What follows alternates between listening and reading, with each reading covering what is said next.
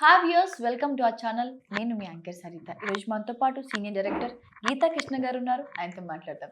నమస్తే sir. Hi. Sir, Kadapa court Sunitha గారికి, షర్మిల గారికి, అలాగే కూటమికి ఆ వివేకానంద కేసు గురించి మాట్లాడొద్దు, బహిరంగ సభలో మాట్లాడొద్దు, దాని గురించి ప్రస్తావన తేవద్దు అని ఒక స్ట్రాంగ్ డెసిషన్, ఒక షాక్ అని చెప్పాలి. దాని గురించి మీ మాటల్లో. యాక్చువల్గా ఇప్పుడు తొండముదిరి ఊసరవెల్లి అయిపోయినట్టుగా ఆ case, murder case of Vivekananda Reddy గారిది చాలా పెద్ద లెవెల్లో బ్యాడ్ చేస్తుంది వైఎస్ఆర్సీపీకి. ఆయన అంటూ ఓడిపోతే దాని గురించి ఓడిపోతాడు అని చెప్పి ఏం సార్ అంటే వెళ్ళి కడుపు కోర్టులోకి వెళ్ళి వేసారు కేసు. దీన్ని పట్టుకుని వీళ్ళు ఇలాగా ఇచ్చేస్తున్నారని చెప్పేసి అక్కడ చిన్న కోర్టే కాబట్టి it has given a order saying that nobody should talk about that murder in public meetings అని పెట్టేసింది, ఆర్ మీడియా ఆల్సో. కరెక్టే. ఇప్పుడు కోర్టు ఇచ్చిన తర్వాత హానర్ చేయాలి కదా, దాన్ని మళ్ళీ ఏదో ఎగతాళిగా చెప్తున్నాడు మహా టీవీలో. ఎప్పుడు ఇస్తారు అతనికి కూడా కీ. కోర్టు ఇచ్చిన దాన్ని యూ కెనాట్ హెకిల్ చేయకూడదు. Court has given something yes. తర్వాత వీళ్ళు ఇంకో కోర్టుకి వెళ్ళి వేకేట్ చేయించుకుంటారనే తర్వాత విషయం. That court has given, you must respect that judgement. So ఆ విధంగా చేశారు. ఎలా చేశారా, ఎవరు కేసు వేసారా, అది వైఎస్ఆర్సీపీ వాళ్ళు ఎవరితో వేయించారా, that is none of our business. Court has given an order, don't talk, just shut up అని, don't talk about the murder అని. ఆ దెబ్బతోటి దెబ్బ అయిపోయినాళ్ళు. మెయిన్ దెబ్బ అయిపోయినాళ్ళు అది కూటమి. ఓకే, ఇంకా బాబాయ్ హత్య, గొడ్డలే అనరు ఇంకా. అండ్ ఆల్సో షర్మిల రాదు, మర్డర్ చేసిన వాళ్ళని ఎలా సపోర్ట్ చేస్తావు, వాళ్ళని ఎలా నిలబడతావు నావిడ. అదేవిధంగా ఇది ఎవరో చేశారో మీ అందరికీ తెలుసు అని ఆ అమ్మాయి సునీత. ఇవన్నీ కూడా ఇప్పుడు బంద్ అవుతాయి, ఇంక్లూడింగ్ మన సోషల్ మీడియా కూడా. Should not talk anymore. Okay, మన ద్వారా కూడా ఎందుకు చెప్తున్నామంటే వీ షుడ్ షటప్. వాళ్ళకొకటి మనకొకటి కాదు కదా rules. That we do respect our court order. దాని తర్వాత ఏం జరుగుతుంది అనేది పర్యవసానం లెట్ us see.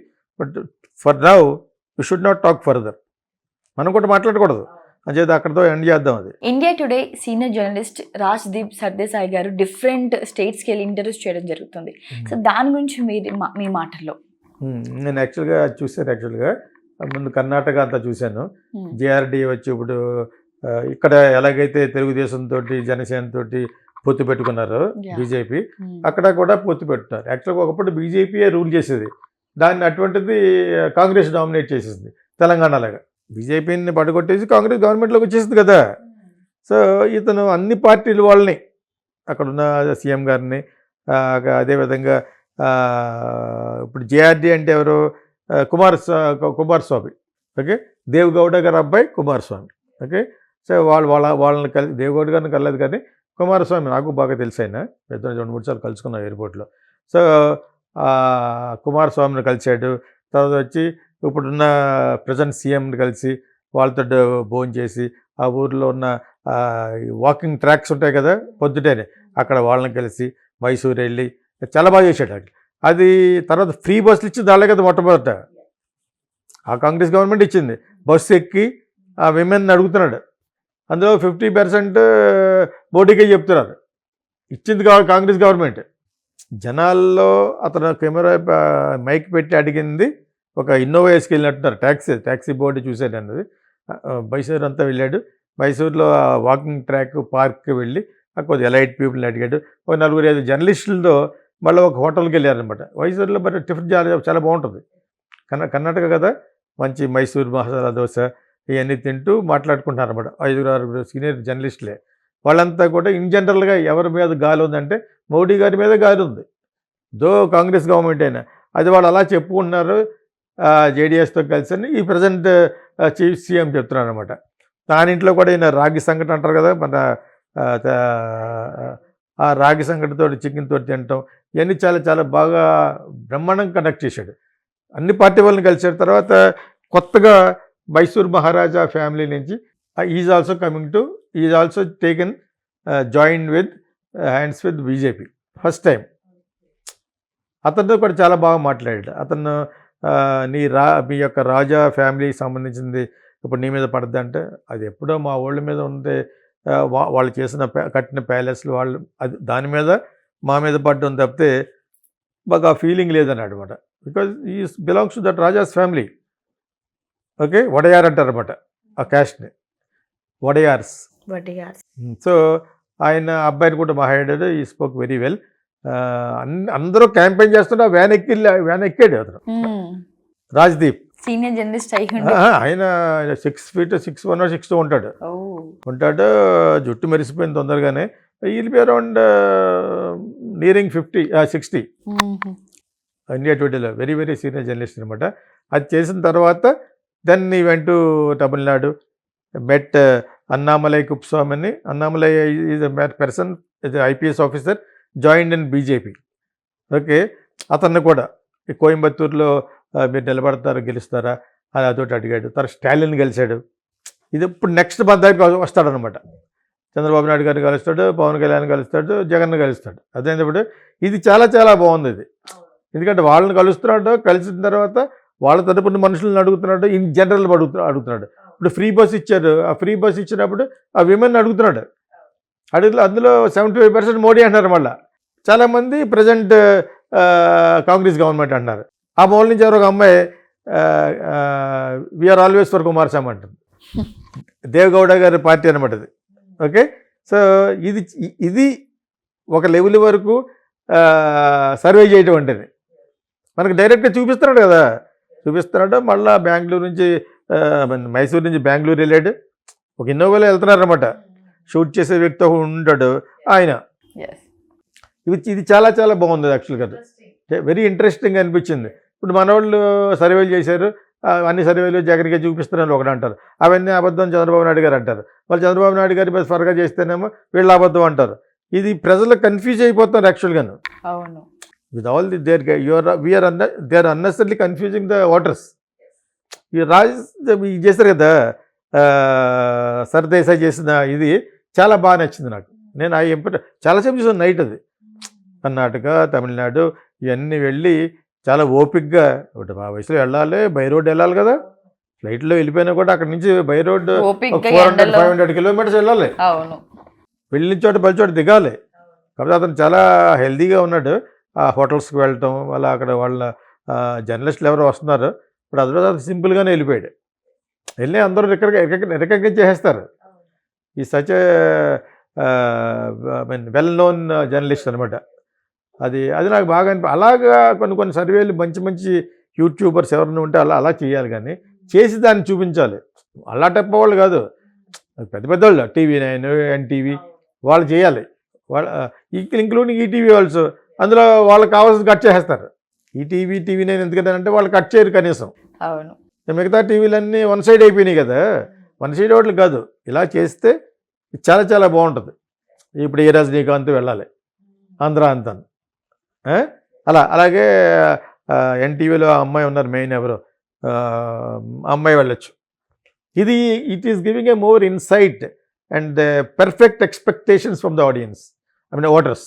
సార్, 28 సంవత్సరాల క్రితం శిరోమండలం కేసులో తోట త్రిమూర్తులు గారికి వైజాగ్ కోర్టు నుంచి ఒక హాజరు రావడం జరిగింది. అసలు ఏం జరిగింది, ఆ కేసు ఏంటి, వైజాగ్ కోర్టు ఏమి ఇచ్చింది? తోట త్రిమూర్తులు నాకు బాగా ఫ్రెండ్, చాలా చాలా ఫ్రెండ్ యాక్చువల్గాను.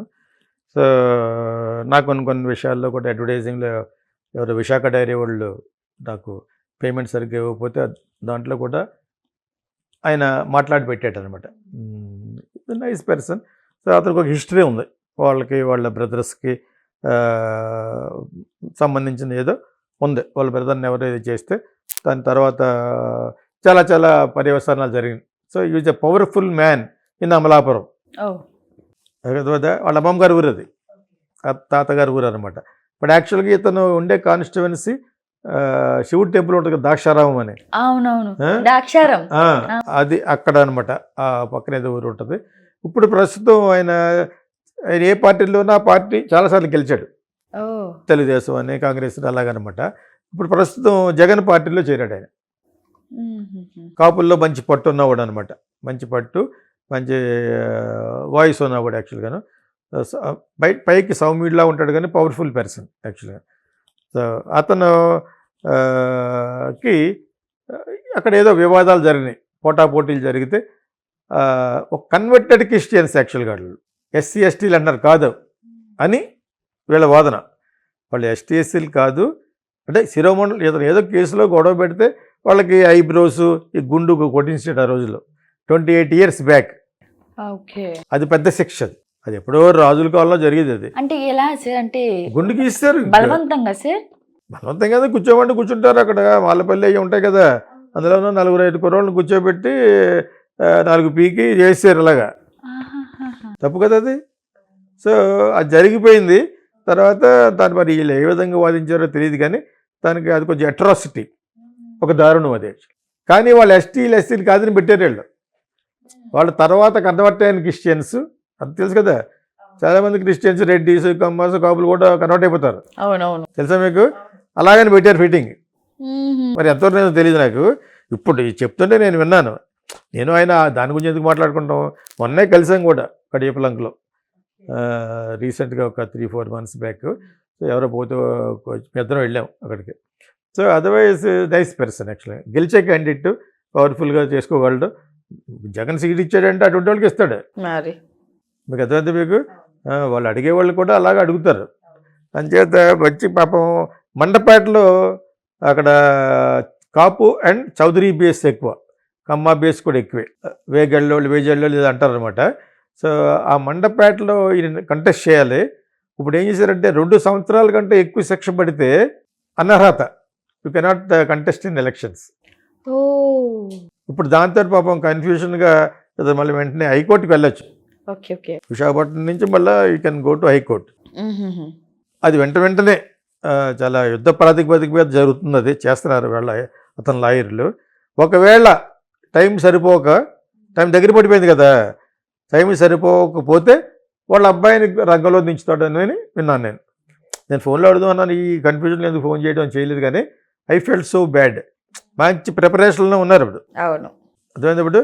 సో ఆ ప్రిపరేషన్లో రేపు పాప జగన్ అక్కడికి వచ్చి చెప్పాలి ఆయన గురించి. ఆ టైంలో ఇది రావడం అనేది చాలా చాలా దురదృష్టం. ఫస్ట్ ఆయనకి ఎప్పుడూ జరగలేదు. ఎప్పుడన్నా నిలబడడం, గెలవడం, ఏదో 1-2 సార్లు ఓడిపోయడం కానీ, but otherwise is a very winnowing character యాక్చువల్గా. మండపేటలో ఇది జరిగింది కాబట్టి ఇంకా కన్ఫ్యూజన్ లేకుండా ఏంటంటే వాళ్ళ అబ్బాయి మైట్ కంటెస్ట్. ఎందుకంటే అది సీరియస్ కేసు. అది అవును, ఎప్పుడుదో కేసు అది. సో వాళ్ళు ఆల్రెడీ మన యూట్యూబ్ వాళ్ళు అందరూ అడిగేస్తారు, పెద్దోళ్ళు అయిపోయారు వాళ్ళు. మీకు అర్థమైందా? బట్ అది మట్టుకు నాట్ కరెక్ట్. అది ఎవరు చేసినా కూడా కరెక్ట్ కాదు. కానీ వాళ్ళు ఎస్టీలు అని చేయలేదు, ఎస్టీలు కాదని అన్నారు. బట్ క్రిస్టియన్స్లో కూడా ఎస్టీలు అంటారు, వాళ్ళు కన్వర్టెడ్ క్రిస్టియన్స్ అంటారు. విశాఖపట్నం అంతా అటువంటి వాళ్ళే. విశాఖపట్నం ఎలాగంటే విశాఖపట్నంలో ఏమంటారంటే మేము కమ్మాస్ అంటే అసలు మరి క్రిస్టియన్ పేరే ఉందంటే అని అనుకోండి, మేము కన్వర్ట్ అయిపోయింది, అసలు మీకు అమ్మడం ఏంటో క్రిస్టియన్ చదివితే ఎప్పుడు తప్ప అని నేను అనిపిస్తున్నాను. What is wrong? అలా నామూసినప్పుడు నువ్వు మారకూడదు. ఎప్పుడో వాళ్ళ పిల్ల, ఎప్పుడో వాళ్ళు ఎవరో 2 ఉండేవారు నాకు.